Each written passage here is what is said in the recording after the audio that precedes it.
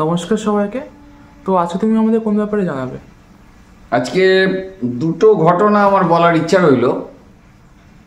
প্রথম ঘটনা হচ্ছে যেটা তোর যে রাস্তায় যে ভয়াবহ অ্যাক্সিডেন্ট হলো এই যে সোমবার দিন, এই যে বাস্তুর কাজটা মঙ্গলবার দিন যে ভয়ানক অ্যাক্সিডেন্ট হলো, নবজন্ম হলো, লোকনাথ বাবার আশীর্বাদেই নবজন্ম হলো। এবং কেন এই ঘটনাটা ঘটেছিল, যদিও গ্রহ নক্ষত্রের সন্নিবেশে এই ঘটনাটা ছিল, এবং কিন্তু সেটা তো ছিল ঠিকই আছে।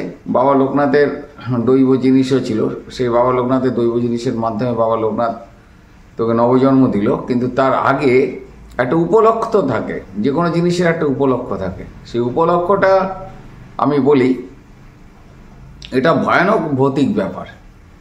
ভদ্রলোক বাড়ি করেছিল আজ থেকে 30-35 বছর আগে। তা বাড়িতে সে ঈশান কোণে পায়খানা বাথরুম করে, এবং তার পাশে করেছিল সে রান্নাঘর, তার পাশে হচ্ছে শোয়ার ঘর, আর পশ্চিম দিকে করেছে ঠাকুর ঘর। বাস্তুটা আজ থেকে 30-35 বছর আগেই ভুল বাস্তু, এবং সব থেকে আরও বিভৎস, শুনলে অবাক হয়ে যাবেন। ভদ্রলোক যেখান থেকে মাটি ফেলে এই বাড়িটা করেছিল, ভদ্রলোক হচ্ছে প্রচণ্ডভাবে নাস্তিক। এমনি মানুষ হিসাবে যেরকম যাই থাকুক না কেন, বেসিক্যালি ভদ্রলোক ছিল ভয়ানক নাস্তিক। ঈশ্বর তত্ত্ব বা এই সমস্ত উনি কিছুই মানতেন না, বা মানার কোনো ইচ্ছাও ছিল না। তাই ঈশ্বরকে না মানলেও আমি বহু ক্ষেত্রে দেখেছি, বা আমরা দেখতে পাই, হয়তো সেই ঈশ্বরকে তথাকথিত কোনো মূর্তি বা কোনো দেবতা বা কোনো দেবী বা কোনো কিছুতে মানে, কিন্তু মানবতাকে মানে। সে মানবতাবোধ যেটা তারা হচ্ছে, তাদের বক্তব্য হচ্ছে যে মানুষের সেবার মধ্যে দিয়ে আমরা আমাদের আনন্দ খুঁজে পাই, এবং এটা তারা ঈশ্বর মানছে না, কিন্তু ব্যাপার হচ্ছে মানুষের মধ্যে দিয়ে তারা ঈশ্বরের সেবা করছে, এবং এইটাই বলছে এটা মানবতাবোধ। তারা ঈশ্বর মানে না, কিন্তু ঈশ্বরের সমস্ত জিনিসই তারা মানে, এবং প্রত্যেকটা জীবজন্তুর প্রতি তাদের সমান প্রেম বা ভালোবাসা রয়েছে। তাদের খাবার দেয়া, তারপরে পশু পক্ষীদের তাদের খাবার দাবার দেয়া, বা গাছপালার দিকে সমান ভালোবাসা, এবং তারা মানবতাবোধ বা কোনো অসহায় মানুষের পাশে দাঁড়ানো। তারা হয়তো পার্টিকুলার কোনো ঈশ্বর মানছে না, কিন্তু তারা ঈশ্বরীয় কাজগুলো সবসময় করে যাচ্ছে। এই মানসিকতা আমরা দেখেছি অনেকের। তারা কিন্তু, আমি মনে করি যে তারা কিন্তু অ্যাকচুয়াল কিন্তু ঈশ্বরের মানুষের মধ্যে দিয়ে ঈশ্বরের সেবা করছে। তা এই ভদ্রলোক তদ্রূপ ছিলেন না। হ্যাঁ, ক্ষতিকর ছিলেন না, কিন্তু ভদ্রলোক ছিল হচ্ছে প্রচণ্ড মানুষজন দেখলে ব্যঙ্গ বিদ্রুপ করা, কারোর মনে আঘাত দিয়ে কথা বলা, একটা অদ্ভুত চরিত্রের ভদ্রলোক ছিলেন। 35 বছর আগে যখন করা হয়, আমার পরিচিত, আমি বলেছিলাম আপনি এই যে এখানে যে ভূমিতে যে বাড়ি করছেন, এইখানে আপনি বাড়ির বাস্তুর এইটা করেন, সংস্কার করেন। বলে দূর ওই সমস্ত ভোগাস, ও কিসের সংস্কার। ভদ্রলোক হচ্ছে খুব স্পোর্টসম্যান ছিলেন, এবং প্রচণ্ড কি বলবো যে বেশ শক্তিশালী, ফিট, এবং ওনাকে আমি এতটাই উনি সুস্থ ছিলেন যে ওনাকে আমি একটা হেঁচি দিতেও দেখিনি। তা যাই হোক, ভদ্রলোক একসময় বিয়ে করলেন। উনি ব্যাংকে চাকরি করতেন। তা ভদ্রলোক বিয়ে থা করলেন, এবং বিয়ে দেওয়ার পরে তার এক ছেলে এক মেয়ে হলো, এবং বেশ কিছুদিন এইভাবে 10-15 বছর এইভাবেই তার চললো। তা যাই হোক, তারপরে দেখা গেল এটা 35 বছর আগে বাড়িটা করেছিল। আবারও বলছি, হ্যাঁ, 35 বছর আগে বাড়িটা করেছিল, এবং তারপরে মোটামুটি বছর 10 তার টাইমটা ওই 10 বছর, এবং ওই 10 বছরের মধ্যে কিন্তু কোনো কিছু উনি বোঝেননি। তারপরে দেখা গেল যে ভদ্রলোকের শরীরে অদ্ভুতভাবে শ্বাসকষ্ট শুরু হলো, এবং উনি ডাক্তার দেখালেন যথারীতি। এবং ডাক্তার দেখানোর পরে ডাক্তারবাবু নানা রকম টেস্ট বা পরীক্ষা করতে দিল, এবং সেখানে দেখা গেল যে তার লাং ক্যান্সার হয়েছে। এবং ভদ্রলোক ওই ক্যান্সার হওয়ার পরে অ্যাডভান্স স্টেজ ছিল, ভদ্রলোক কিন্তু অচিরেই কিন্তু মানে মোটামুটি বছর দুয়েকের মধ্যে ট্রিটমেন্ট চললো, সব ধরনের ট্রিটমেন্ট হলো এবং ওনার পিছনে লক্ষ লক্ষ টাকা ব্যয়ও হলো। তখন আমি বলেছিলাম যে যে যে বৌদি আপনি এই যে ঈশান কোণে পায়খানা বাথরুম হয়েছে বাস্তুদোষ, এটা তো বলে কি না আমরা ওইসব মানি না, রোগ হওয়ার ছিল হয়েছে, তো একে আর কি বোঝাবো। হ্যাঁ, তাই যাই হোক ভদ্রলোক অকালে মারা গেল এবং এইটা তো খুব প্যাথেটিক ঘটনা। এইবার ভদ্রলোকের এক ছেলে ছিল, আমি তো বলেছি এক ছেলে এক মেয়ে ছিল, মেয়ে বড় এবং ছেলে ছোট ছিল। ও যখন ক্লাস 9-এ পড়ে, একটা আশ্চর্য ব্যাপার, তার 3 বছরের মধ্যে তারও লাং ক্যান্সার হলো এবং লাং ক্যান্সার হয়ে সে বাচ্চাটাও মারা গেল। মানে প্যাথেটিক মানে হচ্ছে মানে ব্যাপার হলো যে এতটা প্যাথেটিক যে ভদ্রলোক মানে কি বলবো, যে আমাদেরও খুব খারাপ লেগেছিল। তারপরে যেটা হলো, ভদ্রলোক তো চলে গেল, তার মানে বাচ্চাটাও চলে গেল।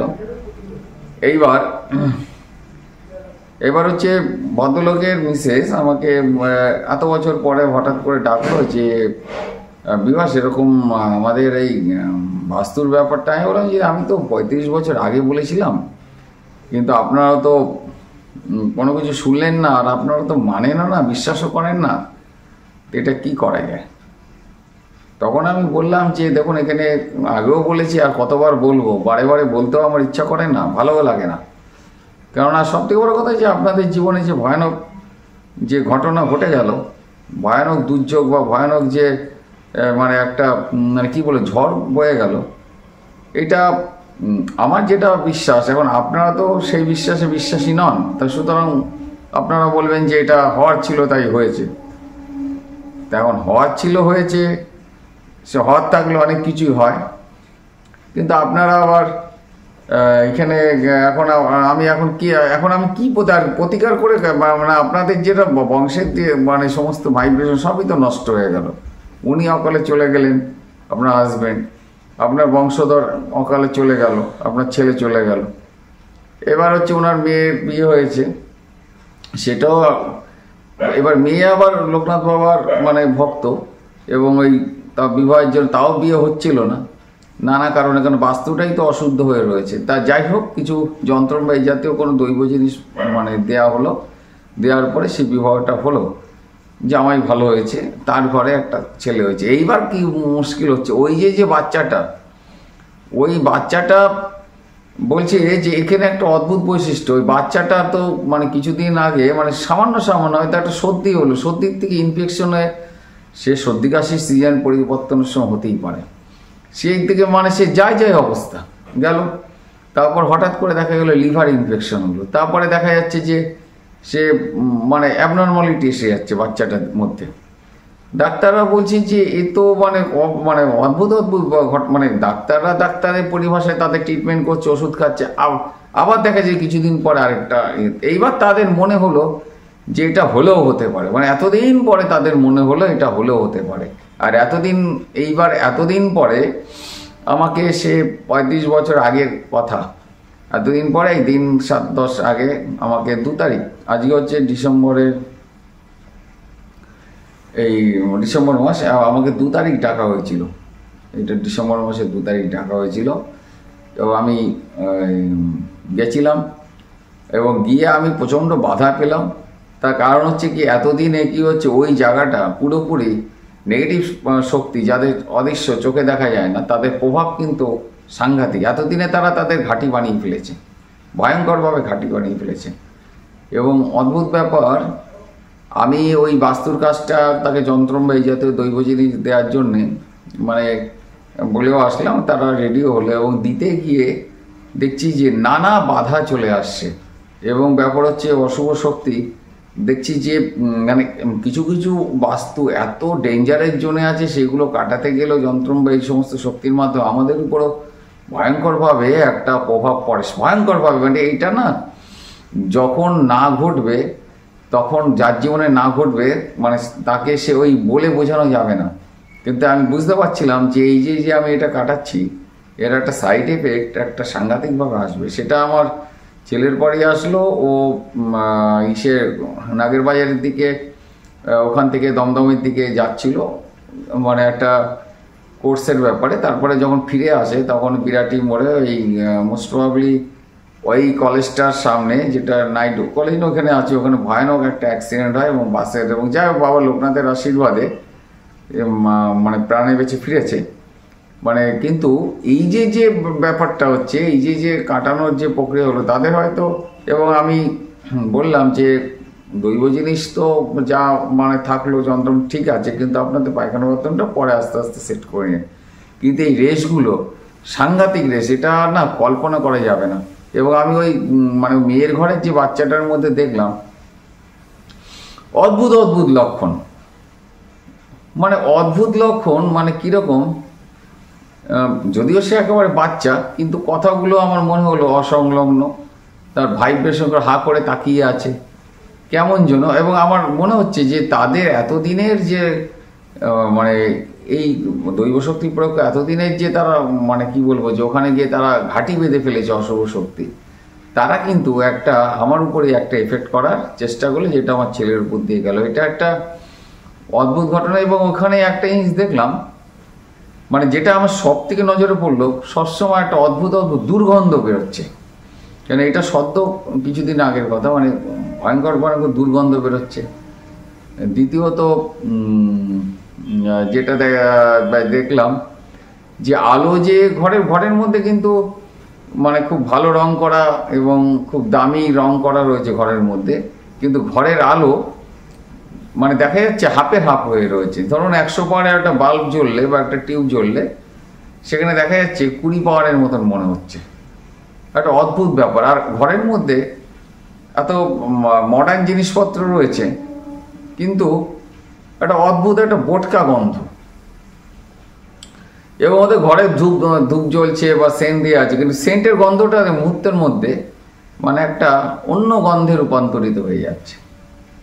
একটা জিনিস আমি বলি, মানে আমার এতদিন অভিজ্ঞতার থেকে, মানে এটা সবসময় যে ঘটবে তা না।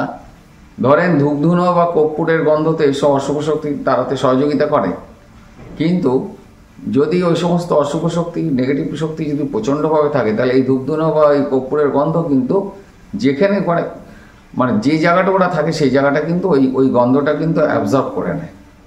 ওই ঘরে পাওয়া যাবে না, অন্য ঘরে হয়তো পাওয়া যাবে, কিন্তু পার্টিকুলার ওই ঘরটাতে পাওয়া যাবে না। আর একটা জিনিস দেখলাম, ভদ্রলোক মানে ঈশান করে তো পায়খানা বাথরুম করেছে, উপরটা খোলা, তার মানে দেখা যাচ্ছে উপরে ছাদ পর্যন্ত কিন্তু ওই পায়খানা বা বাথরুমের ছাদ না, মানে আরও ভয়াবহ পাশে রান্নাঘর। ফলে ওই যে দূষিত গ্যাস, দূষিত জীবাণু সমস্ত কিছু এখানে টানছে। একটা স্বাস্থ্য মানে যদি আমি মানে বৈজ্ঞানিক দৃষ্টিভঙ্গিতে দেখি, তাতে হচ্ছে স্বাস্থ্যের উপর প্রভাব পড়ছে। আধ্যাত্মিক দৃষ্টিভঙ্গিতে বা বাস্তুগত দৃষ্টিকোণে ভয়ানক মানে বাজে বাস্তু। আমি এইরকম বাজে বাস্তু আমি আজ পর্যন্ত মানে আমি যতগুলো দেখেছি মানে মানে কয়েক হাজার, তার মধ্যে হচ্ছে এত বাজে বস্তু আমি দেখিনি। এবং এটা কাটানোর জন্য চেষ্টা চলছে। এবং কাটাতে গিয়ে প্রথম যে পদক্ষেপ সেটা হচ্ছে মারাত্মক একটা মানে রেশ পড়লো আমাদের পরে। যাই হোক, আমরা এগুলো এমনও কখনো কখনো হয়েছে কোনো বাস্তুর কাজ করতে গিয়ে আমার নতুন টিভি দেখা যাচ্ছে যে হঠাৎ করে দেখা যাচ্ছে যে ওটা আগুন জ্বলে নষ্ট হয়ে গেল। আসলে কি ওইগুলো কাটাতে গেলে ওই রেশ নিজেদের উপর এসে পড়ে এইগুলো, কিন্তু এইটার মতন এরকম ভয়াবহ আমি দেখিনি। অবাক কাণ্ড, ঘরের মধ্যে আলো জ্বলছে, আলোগুলো নিস্তেজ। তারপরে কি হচ্ছে যে ওদের যে কথাবার্তার যে ধরন সেইগুলো যেন কেমন যেন মানে স্বাভাবিকই কথা বলছে, কিন্তু কোথায় যেন বেসুরে বাজছে। আর একটা অদ্ভুত ব্যাপার হচ্ছে কি, একটা অদ্ভুত বোটকা গন্ধ সবসময় রয়েছে। তা এই হচ্ছে ঘটনা যে বাস্তুগত এই যে ঈশান কোণে পায়খানা বাথরুম এবং থাকলে পরে বা ঈশান কোণে বা কোনো কারণে যে দূষিত এবং সবথেকে বড় কথা পায়খানার ট্যাঙ্কিটাও ঈশান কোণে রয়েছে। এবার এরা পায়খানার বাথরুমের যে পরিস্থিতি আমি যেখানে করলে ভালোই বলে দিলাম, কিন্তু ওইগুলো করতে বিরাট খরচ। যাই হোক, এখন হয়তো ওটা করলো না, এখন দৈব শক্তি দিয়ে ওটা করতে গিয়ে একটা মানে বিরাট একটা মানে একটা কি বলে ধাক্কা একটা পেলাম। তা এটা সদ্য সদ্য, সেই জন্য আমি এই ঘটনাটা আপনাদের জানালাম। এরকম তো কেন আমাদের বাস্তুর কাজ করতে গিয়ে তো বহু ঘটনার সম্মুখীন হতে হয়। এটা মানে খুব সাংঘাতিক, মানে এইগুলো না ওই যখন আমরা বাস্তুতে ঢুকি তখনই বাবা লোকনাথের কৃপায় বা তার ইচ্ছাতে আমরা অনুভব করতে পারি। এবং এইখানে মানে আমি বহুদিন ধরে তারা বলছে, কিন্তু আমার মন চায়নি যে এটা আমি যাবই না। কেন এতবার বলেছি, এরা শোনেনি কথা। এখন শোনাতে গিয়ে কী হবে, এখন তো সব শেষ করে এসছে, এখন আর কী হবে। যাই হোক, তবুও আমি অনেকবার বলাতে মানে তবুও গেছি, গিয়ে এই হচ্ছে ভাইব্রেশন। এইগুলো প্রথম ঘটনা। দ্বিতীয় ঘটনা হচ্ছে বহুদিন আগের ঘটনা। আমার হঠাৎ করে মনে হলো যে সমুদ্রের পাড়ে বহু মানে অতিক্ত আত্মার একটা অবস্থা হয়। কেন কত মানুষ দেখা যাচ্ছে যে ওখানে এই সমুদ্রের তোড়ে অনেক সময় দেখা যাচ্ছে যে ভাসিয়ে নিয়ে যায়, এরকম মারা যায় আর কি। দেখা গেল যে প্রচণ্ড জলস্রোত হলো, দেখা গেলো যে কোনো কারণে দেখা গেলো তলিয়ে গেল, এরকম বহু আর কি বছরের পর বছর এরকম কত আত্মা। এখানে আমার হঠাৎ করে একটা অদ্ভুত, এটা বলছি, এই ঘটনাটা বলছি, এইটা প্রথম ঘটনাটা হলো সদ্য। এই ঘটনা বলছি প্রায় 18-19 বছর আগের ঘটনা। হঠাৎ করে আমার মনে হলো যে তাদের তো দেখা যাচ্ছে মানে কতটুকু মানে সবার ক্ষেত্রে যে মানে উপযুক্তভাবে তাদের আত্মার শান্তি সস্তায়ন বা আত্মার যে মুক্তি লাভ সবসময় যে হয় তা নয়, কেন তো অতিক্ত থাকে। তখন আমাকে হঠাৎ করে একটা আবেশ হলো, বাবা লোকনাথের একটা ভাইব্রেশন পেলাম যে তুই বালি দিয়ে মানে ঈশ্বরের উদ্দেশ্যে এবং বাবা গুরু নাম স্মরণ করে এই বালিতে, এই সমুদ্রে বালি দিয়ে পিণ্ডদান করে তাদেরকে একটা কর। তা আমার এখনো মানে অনেক দিন ধরে একটা মনের মধ্যে একটা মানে ভাইব্রেশন তৈরি হয়েছিল যে আমি যদি গিয়ে বাবা লোকনাথের যখন এরকম একটা কি বলবো, যে একটা ভাইব্রেশন তৈরি হচ্ছে যে আমি যাই, গিয়ে কয়জনকে নিয়ে যাই, তারাও এটা সাক্ষী হয়ে থাক যে এইভাবে যদি আত্মার যদি মুক্তি লাভ সম্ভব হয় তাহলে তো মানে কি বলবো, অতি উত্তম।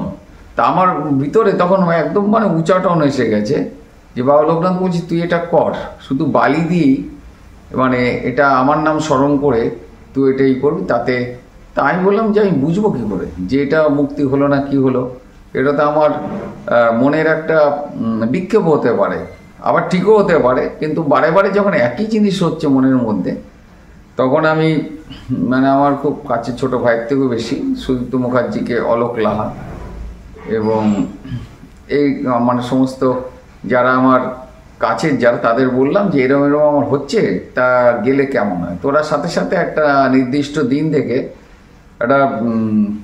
একটা কি বলবো যে একটা বড় গাড়ি ঠিক করা হলো যে আমরা ওই দিন যাবো সকালে, এখান থেকে যেতে ঘন্টা 4 কম বেশি সময় লাগে, গিয়ে ওই কাজটা করে চলে আসবো।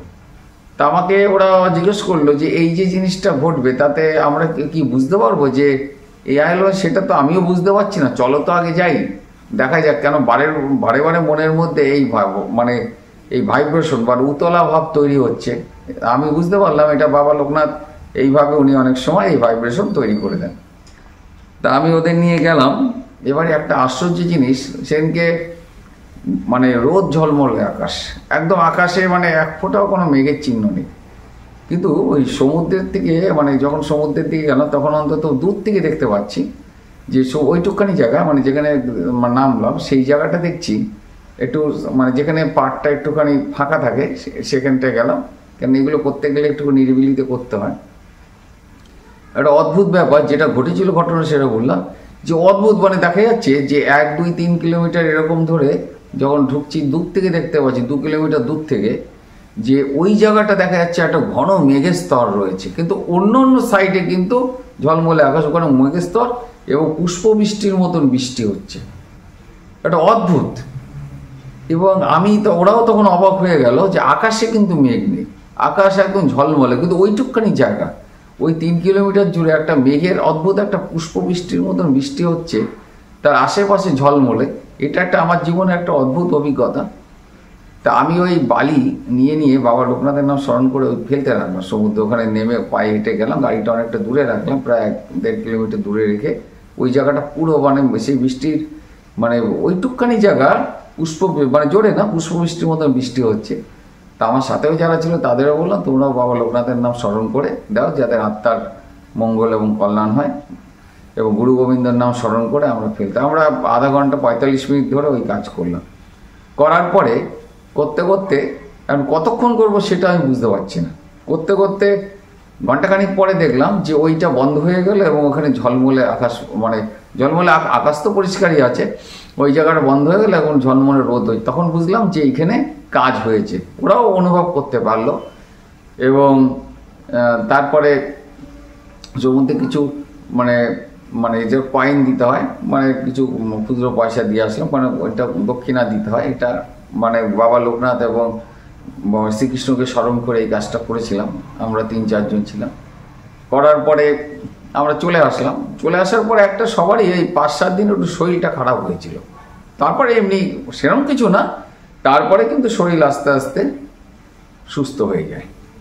এবং এইটা একটা আশ্চর্য ব্যাপার যে ওই যে যতক্ষণ আমাদের কাজ মানে হচ্ছিল, মানে আমার মন তখন বললো যে বাবা লোকনাথের একটা ভাইব্রেশন পেলাম যে যখন মানে মোটামুটি এই ওদের কার্যসিদ্ধি হবে তখন এমনি এই জায়গাটা আর বৃষ্টি হবে না, একদম পরিষ্কার, কুয়াশাটা কেটে যাবে এবং বৃষ্টি এই পুরো একদম অন্য অন্য জায়গার মতন মানে আকাশ তো নির্মল ছিল, ওই জায়গাটা এই মেঘ মানে এই কি বলবো এইটা মানে কি বলবো যে কুয়াশা ভাব এবং এই যে ঝুরঝুর ওইটুকখানি জায়গায় কুয়াশা ভাব এবং ওইটা কেটে যাবে। কেটে গিয়ে যখন দেখলাম যে অ্যাজ ইট ইজ সব জায়গার মতনই আলো ঝলমল হলো, তখন আমরা এটাই করলাম যে এইবার মানে মোটামুটি যারা যারা যেটা পাওয়ার লোকনাথ বাবার ইচ্ছায় তারা গ্রহণ করেছেন এবং তারা মুক্ত হয়েছেন, এই বিশ্বাস নিয়ে চলে আসলাম। 5-7 দিন শরীরটা একটু কেমন কেমন ছিল, সবারই একটু কম বেশি হয়েছে, তারপরে ঠিক হয়ে গেল। এবার আমি দুটো ঘটনা বলেছিলাম, দুটোই বললাম। আরেকটা ঘটনা একটু টাচ করে যাই। সেই ঘটনাটা আমি ডিটেলসে এখনো জানতে পারিনি। আমি ওখান থেকে বেরোনোর আগে একটা আমার কাছাকাছি একটা বাস্তুর ব্যাপার নিয়ে কথা হলো। তাদের সমস্যা হচ্ছে যে বাড়িতে তারা বাথরুমের দরজাটা, তাদের বাড়িতে বাথরুমের দরজাটা নিজের থেকে বন্ধ হয়, নিজের থেকে খুলে যায়। মানে কে যে বন্ধ করছে আর যে কে যে খুলছে, আর লাইটগুলো ডিপ ডিপ ডিপ ডিপ করে জ্বলে। এই বাস্তুর ব্যাপারটা নিয়ে আমি আর যাওয়ার ইচ্ছা আছে। এখানে কি ঘটনা সেটা মানে নিশ্চয়ই জানতে পারবো, তখন আপনাদের জানানোর চেষ্টা করব যে বাথরুমের দরজাটা নিজের থেকে খোলে বন্ধ হয় কি করে। এমনকি বাথরুমে একজন ঢুকে কি হয়, আমরা যখন ঢুকি ছিটকিনি দিয়ে দিই, নিজের থেকে ছিটকিনি দিল আবার খুলে গেল নিজের থেকে, কিন্তু বাথরুমে কেউ নেই। আর একটা ছায়া মূর্তি সবসময় 2-3টে ছায়া মূর্তি তাদের ঘরে ঘুরে ঘুরে বেড়ায়। এই খবরটা আমি জানতে পারলাম। তা জানতে পেরে আমি যাব, সেখানে কি অভিজ্ঞতা ঘটে আমি আপনাদের জানাবো। জয় বাবা লোকনাথ, ভালো থাকবেন, সুস্থ থাকবেন, সামনের বছর ভালো ঘটে। জয় গুরু লোকনাথ।